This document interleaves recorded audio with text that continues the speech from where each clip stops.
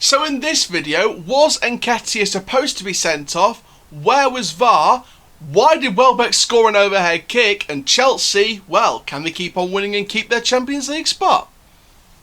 Hello there guys, I'm the CHALL, your channel for football and basketball combined, and welcome back to another video. Now today, we're going to be talking about the latest Premier League scores that came on yesterday. Now there's a lot to talk about. There is a lot to talk about. And it's been a while since I've done some Premier League videos. Obviously I haven't done many prediction videos for the Premier League scores for a while. I figured that would be too tiring, personally. So I think that, I think it's good to just review them rather than predict them. Because obviously you don't want to look like a fool if you get it wrong, but also it's nice to just enjoy the action rather than try and think about it more tactically beforehand. So it'll just be reviews from now on. I'll keep the predictions that I've already filmed up there, obviously as memorabilia, but I may choose to do them in the future, who knows. But for now at least, for the end of the season, it'll just be reviews. So we're going to be reviewing the three fixtures that went on yesterday. Crystal Palace Chelsea, of course Chelsea won 3-2. Watford winning late against Norwich 2-1. And the 1-1 draw, the controversial 1-1 draw between Leicester and Arsenal. Now, before we get started, please like, comment, subscribe, click the notification bell so you can never miss a YouTube video. And for now guys, let's get into this video. So, let's talk about, first of all, Watford Norwich. Jesus Christ. I watched an old AFTV video. It was when West Brom was 3-1, won 3-1 against Arsenal, and DT said they made Dawson look like Maldini. I believe it was Craig Dawson they were talking about, not Michael Dawson. It was Craig Dawson. And you know what, DT? You know, a few years on from that, you are right. Craig Dawson is the new Maldini. I think that Craig Dawson was brilliant in that game. Yes, it's Norwich. They're fighting for their lives right now, and they're pretty much, practically they're down in my opinion. But, they still scored. They still got the lead. They still, scratched and clawed at times. But I think, overall, Watford just had the upper hand in my opinion. Craig Dawson, new Maldini. I'm saying it now. Right, Craig Dawson was, in my opinion, one of the mans of the match. He was definitely brilliant for Watford in that game. But another man of the match, and I never thought I'd say this, Danny Welbeck. Former United reject, former Arsenal bench player, now a Watford rising star. A late rising star, maybe, approaching and oozing out of Danny Welbeck. That overhead kick goal, Jesus Christ, that will live long in the memory, won't it? It really will. And Watford just got a decent 3 points out of it. That's the 3 points that's going to help them survive. It's going to be a 3 points that's going to help them in the relegation battle. And I think that Nigel Pearson's got this team back running like clockwork again. So, moving swiftly on to Crystal Palace Chelsea, 3-2 to Chelsea by the end of the game. And once again, Chelsea just dominated the play in my opinion. I think that Billy Gilmour just absolutely ran things in midfield. Billy Gilmour, Jesus, he is a young star on the rise. Without a shadow of a doubt, he's a young star on the rise. And I think that Billy Gilmour could be a future world-class midfielder if he realises the potential he's got. And I think he's got great potential in this side.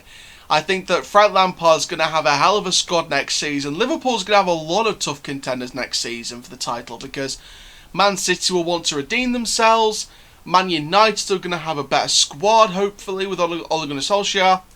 Chelsea are going to have Werner. They're going to have, hopefully, Havertz, Ziyech. Young stars on the rise like Reece James, Billy Gilmour, loads of young stars on the rise. And I think that with the likes of Chelsea, United and City closing in, Arsenal wanted to continuously improve. Tottenham will want to try and rebuild and try and develop a better squad. Maybe if they sell Endon Bailey, if he doesn't want to play under Mourinho, maybe they'll get some money and they'll spend it on Mourinho players. I never thought Mourinho was a good manager for them anyway, so it's glad to see them fail, even though they won. It was a boring game though, to be fair. But it wasn't exactly. It's going to be interesting for Liverpool in terms of defending the title, but for Tottenham's point of view, I don't think they're quite up for it. I think if they want the title, I think you should sack Mourinho and get Poch back, for all your sakes, especially with his son signing for Tottenham. So yeah, I think you'd be very careful about that. But I think Liverpool's got some tough contenders. I think Chelsea is one of them, and I think that Crystal Palace, even though they scored 2 goals, and again, in my opinion, Van Aanholt was arguably their best player on the field in that game, along with the likes of Christian Benteke, I think that Chelsea just had a better squad, and I think they just got the edge over the Palace. Pulisic was great. Giroud was wonderful. Why is there rumours of Giroud going somewhere else? I have no idea. He's a great backup option for Werner when he comes in next season. Tammy Abraham's going to be a good young option when Werner comes in next season. You know, even though Abraham and Giroud may have less game time this season, you know, I think they could still play like Champions League group stage matches along with Werner. If they go with a 2 partnership in the strike force, I think that they could go with that option. So it's going to be interesting to see Chelsea's development next season. But I think for now at least, I think Giroud and Abraham did a good job. So Chelsea with a great victory and Palace lose again. So next up, oh boy, referees. If you watch this video, read my lips. Get out of refereeing.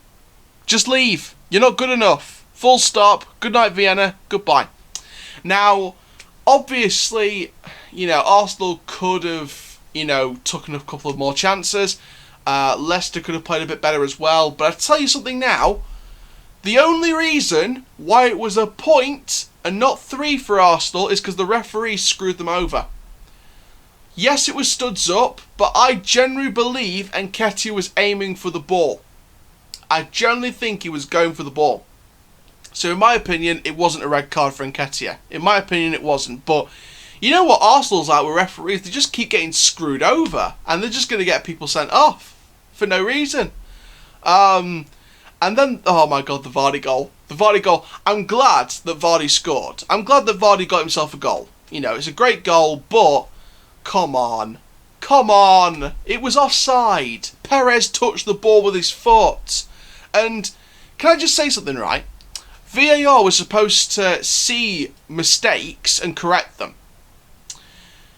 Why did VAR not correct a mistake? Oh, I know. It's because VAR is screwed out of its nut. That's why. And I'm not sticking up for Arsenal over Leicester.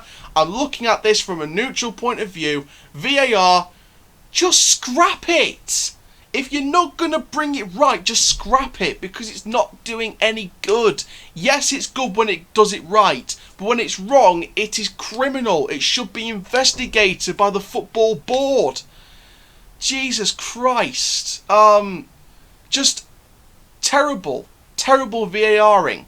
That's the new word of the day, VARing. I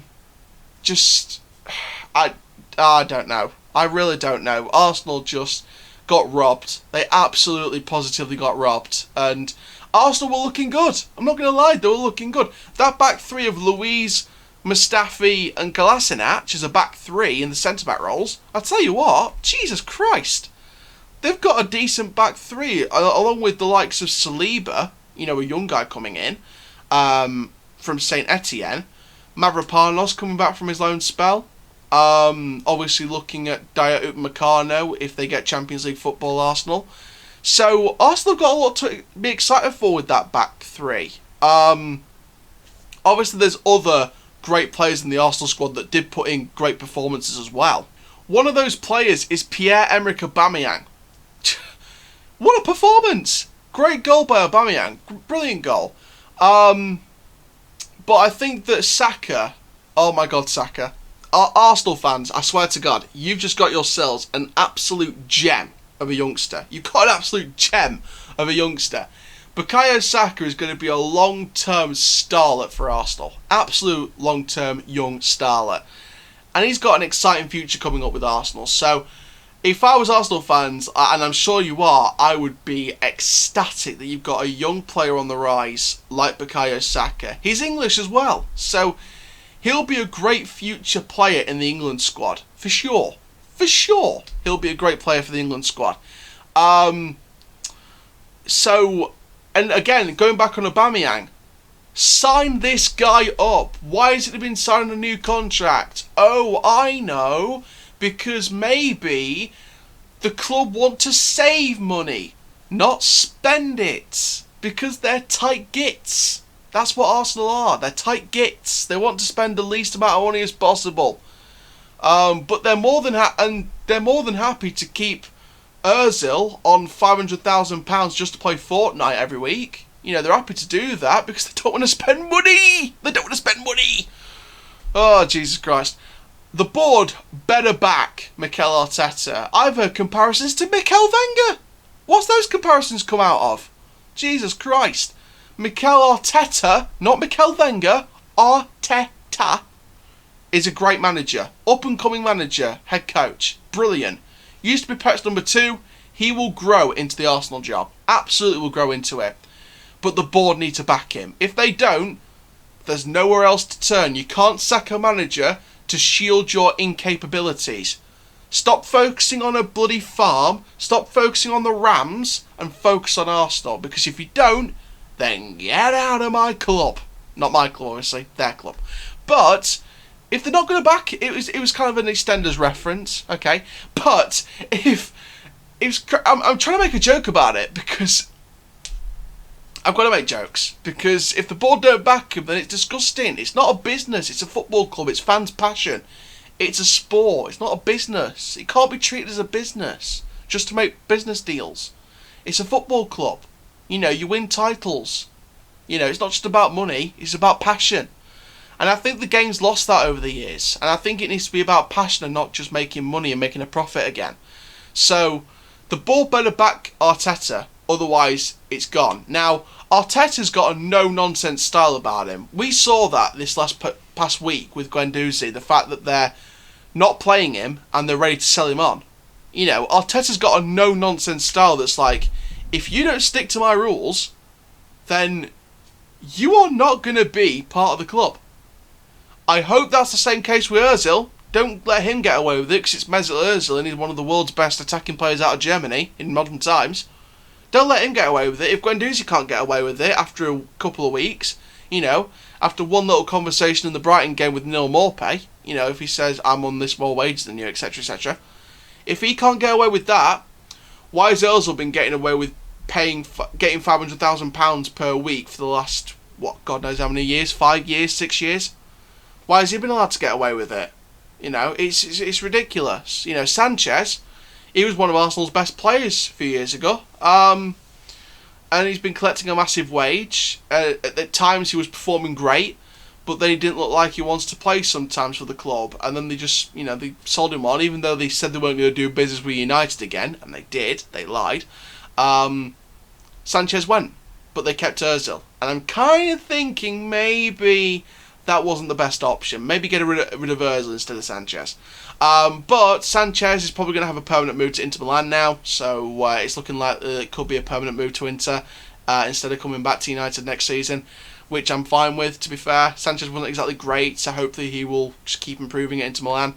But for Arsenal, they need to let go of Ozil. It's just time. Get rid of Ozil and then use that money to pay a new contract for Aubameyang. That's the best way. Lacazette, should he be worth keeping? I'm kind of 50-50 about it. I think give him one more season. If he still isn't improving, if his stats are worse this season, which they are, they're bad. But if they get worse next season, then just sell him on. I thought when Lacazette came in a few years ago, he was going to be the next Thierry Henry. I honestly thought he'd be the next Henry. Obviously not as good as Henry, but I thought it'd be the closest thing to having Henry at Arsenal. He's French, he's a striker. I had that comparison. But over the last couple of years, he's just not been good enough. He's not been up to par. And I think that if you're going to play Saka on the left and have Pepe on the right and then have Aubameyang up front, Lacazette needs to go. And it's just as simple as that. Have Nketiah as the youngster who's learning from Aubameyang. Lacazette, just move back to Atletico Madrid or just go somewhere else because you're not performing at Arsenal. He wasn't the worst performer for Arsenal on the day, yesterday against Leicester. He wasn't the worst performer, but he just was very average again. So, I think he needs to move. I think he needs to move away to a different club, maybe abroad or maybe somewhere else in the Premier League. Maybe Ancelotti might want him at Everton. Maybe in a strike partnership with Calvert-Lewin or something, or a strike partnership with Richarlison and swap around with Richarlison, Calvert-Lewin and Lacazette. I don't know.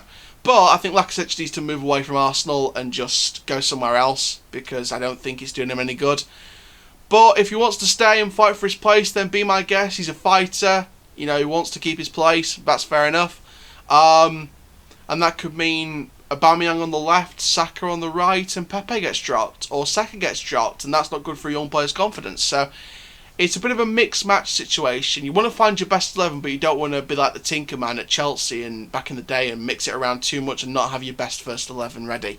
So it's difficult. It's very, very difficult because you don't want to say goodbye to someone who's been world class in the past, but if he's not been good enough, then you just let him go. No nonsense. So thank you very much, guys, for watching this Premier League review. Obviously, like I said, no predictions for the future, but obviously I'll see you guys when there's next Premier League games. There is some tonight at 6 o'clock, and there's another one later on, but I may look at just doing a review of one of those and then just checking up on the rest of the scores and looking at some ratings and things like that for the other scores. But thank you very much, guys, for watching this video. Make sure you like, comment, subscribe, and for now, guys, I'm the CHALL. Goodbye.